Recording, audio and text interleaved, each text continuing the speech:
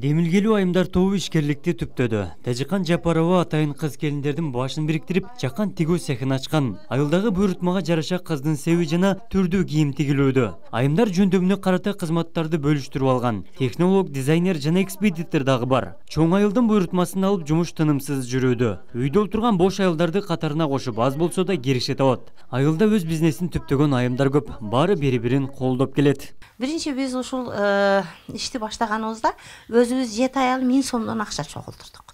1000 сомдон акча чогултурсак 7000 болот экен. Анан ошого материалдарды алып келип биринчи күз болуп калган эле ошо аялдарга кемзир мына кыска кемсел тигишти баштадык, пакталуу кылып. Ошонун анан ишибиз жүрүшүп кетти.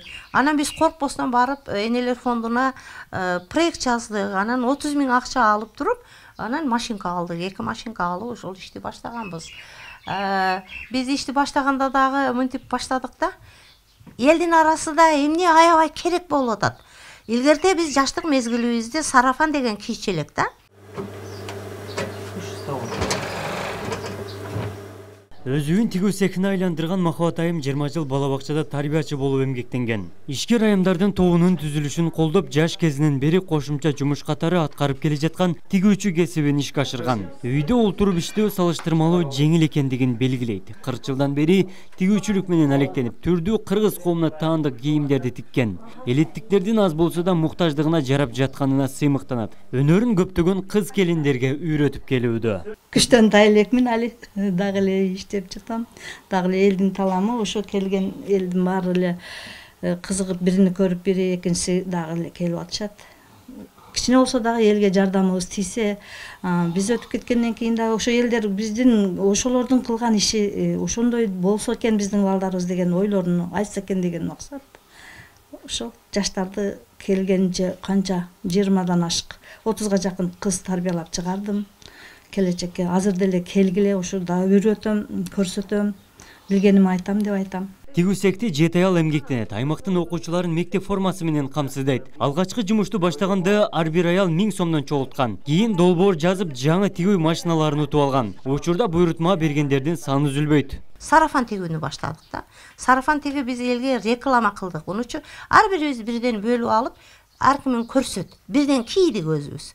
Камзирди дагы кийдик. Кийип ошол барган жерибизде реклама кылып, элдер өзү келип, өзү тиктирип, заказ берип, ошо ишибиз өнүгүп кетти. Андан кийин эле бизде баягы окуучуларга форма требовать этип калды. Ошол мезгилде анан окуучуларга форма тиктик. Ушундай кылып ушул иш жүрүп келет.